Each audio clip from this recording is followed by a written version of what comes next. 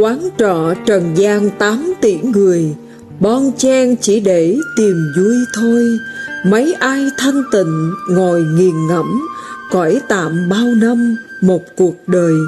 Quán trọ trần gian chứa đủ đầy, cao lương mỹ vị đắng và cay, buồn vui thương nhớ và chua chát, ai cũng phải nếm ở kiếp này. Quán trọ trần gian chẳng thu tiền, tất cả đổi bằng một chữ duyên.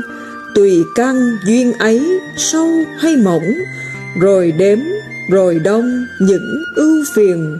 Quán trọ trần gian giữa đời thường, ghé vào xin hãy thả yêu thương.